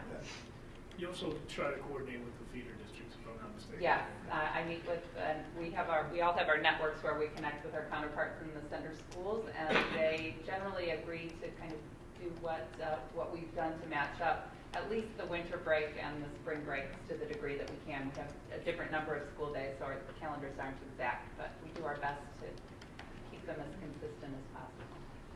And I just want to thank Rita for her continued facilitation of that committee, because you can imagine the competing interests on that group, and so it requires good listening skills and patience and good leadership skills to bring that to conclusion. So Rita, thank you for your work on that. Yes, she does a wonderful job coordinating all the constituents involved in that process. And it is a process. Although a great number of our teachers live in the school district, we also have a number of teachers who don't live in the school district.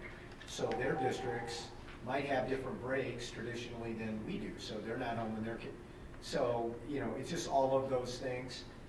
moving forward, but Rita's just refined a great process. We think you're more inclusive all the time, and you know, we come up with the best possible solution for the most people. So great job. Can we have a roll call, please? Rooney. Aye. Batson. Aye. Carmichael. Aye. Rudy. Aye. Hessel. Aye. Huber. Aye. Lundstedt. Aye. Okay, motion carries. Item D is board policies. This is a first reading. These were reviewed in committee last week. There are 4 policies, 2:20, powers and duties of the Board of Education, policy 4:110, transportation, policy 4:150, facility management and building programs, and policy 6:15, school accountability. These will come up again next month for the final second reading and adoption. So just to read those into the record.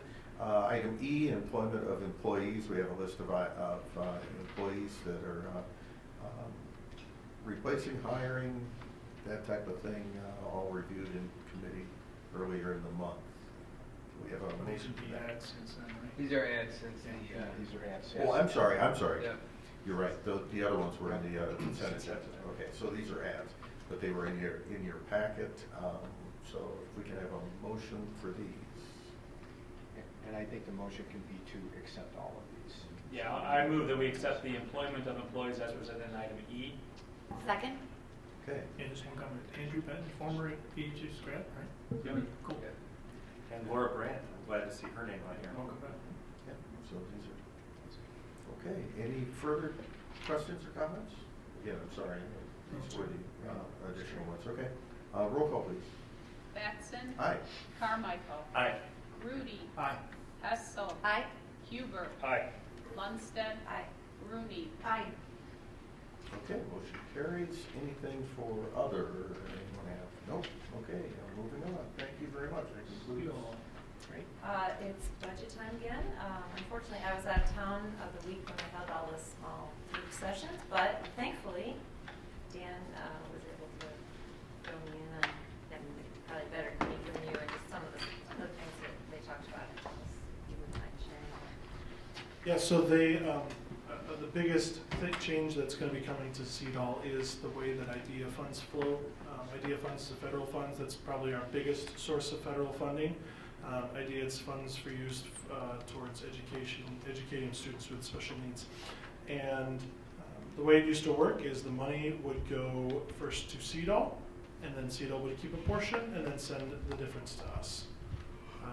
The state has been told by the federal government and been very clear that the money has to go straight to the districts, and then if the districts want to send that to CEDAL, they can. So that's simple enough, but very complicated because there's bylaws, there's articles of agreement with CEDAL that state very clearly how the money is supposed to work. So all of that stuff has to really get changed. They were feeling the pressure, very nervous about it. They got an extension. So they'll be looking to make these changes for the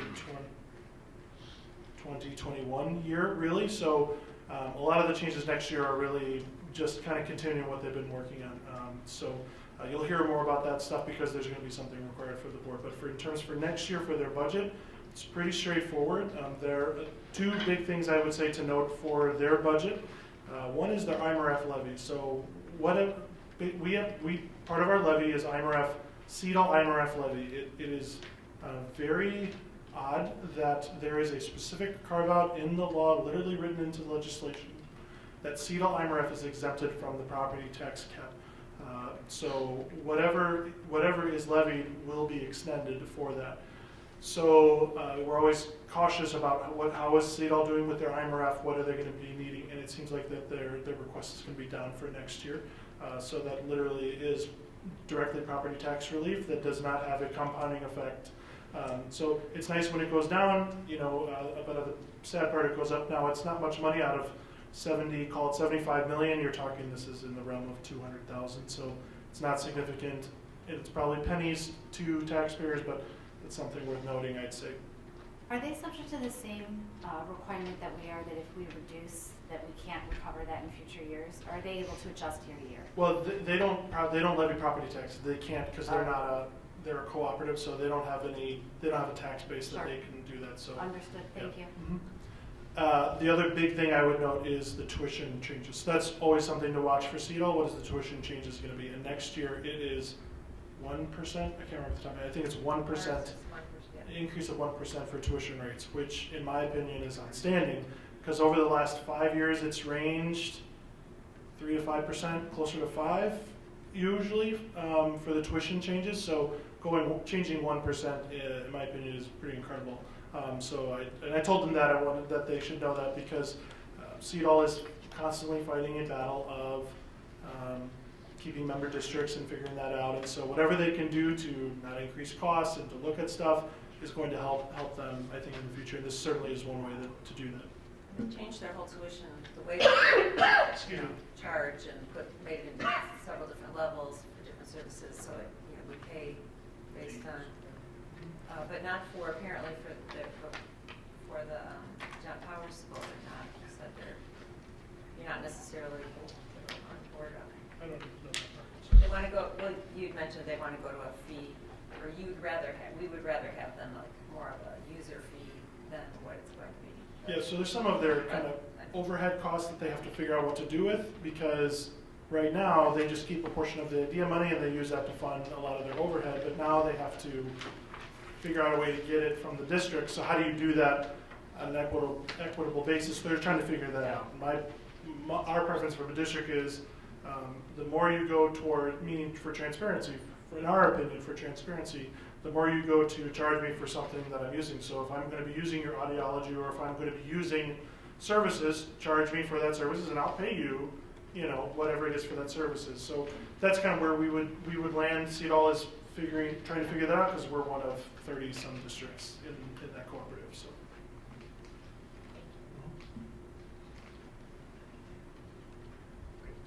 Right. Nothing from ASB. Right. Okay. All right, so just before we close, let's just make sure everybody's ready for graduation, right? Libertyville. Libertyville, right? Libertyville, okay, you guys are on. Oh yeah, Karen has something on foundation. Okay. Or All right, you let's want- finish. But yeah, Finish graduation. And there's starting up here, Vernon Hills at 5 o'clock? Yeah. Okay. That's fine with Right, and I think it's 5 o'clock also at the Sears Center, right? Everybody knows how to get in there. Yeah, we would like board members to be there at 5, and then the ceremony starts at 7. So, and if you have been to Sears before, there is a deep dive drive down that you can go down. Your name will be on a pass list there, and they will let you go down. There's a ramp that goes down. The guy's wonderful, nice. It's on the far west side. Yeah, it's on the west side, so you have to keep driving around until you see him, and it'll be blocked off, and he'll be there sitting in a car. Then it'll let you down, and you can just come right in the back door. You're right by the stage, and then you just go right upstairs, all the way to the top to one of the rooms upstairs, and they'll be there. So, all very exciting. Yeah, great. Is Jim, you're speaking? Okay, great. Thank you for doing that. It's a lot of work. Okay, so it should be just fantastic in a couple of days, or in a couple of days. Yeah, it was the last full day of school today. Both So great events. they're in the finals now, and it's wild. I mean, it's like, how did we get here, right? Yeah. So Karen, you want to chat with you? Well, just one other reminder that the June board meeting and committee meetings all have been rescheduled to June 17th. So I know, Don, you had to change something, so thank you for accommodating some schedules. Thanks to all you And that'll be a guys. district office further reminder, and we'll remind you again, and we'll remind ourselves so we don't end up driving to a building. Right, those notes are always much appreciated. Yes. Thank you. I usually do that mostly for me, but if it helps you too, that's good. It really does, thank you. We've all been We've all there done it. before. Just wanted to mention, now that we're all kind of settled with our committee placements and kind of what we're going to be doing, I am going to step down from being representative to the foundation. Been doing that for a long time. It's a great opportunity for someone else to step in and be a part of that great organization. I think, whoever decides they want to do it, or I don't know if you appoint or whatever,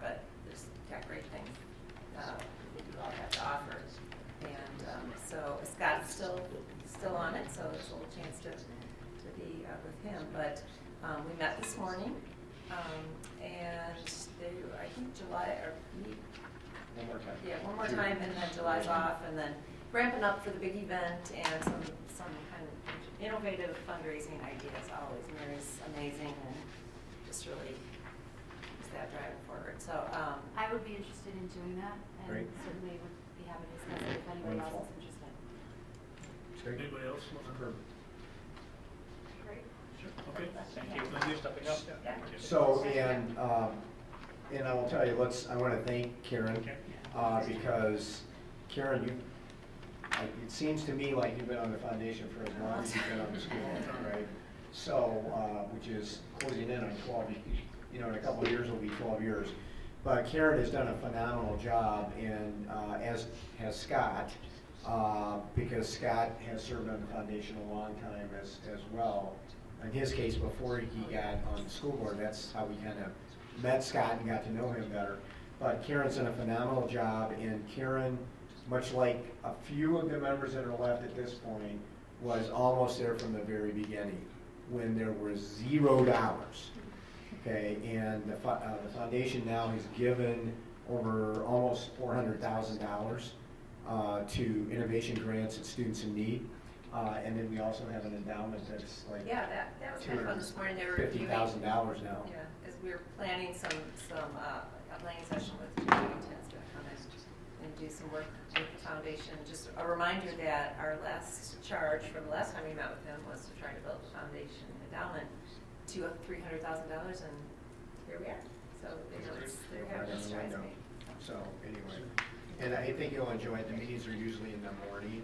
At least right now, although the foundation board can change that, but for the last so many years, we've met at 7 o'clock in the morning, and then the folks that are like business people can get out and still get to their goals. And people call in from the meetings when they can't be there. So okay, great. Okay. Thanks. All right. Anything else? All right. Otherwise, motion to adjourn. So moved. Second. Any discussion? All right. All in favor? Aye. All right. Thanks. Good night, everybody. I just want to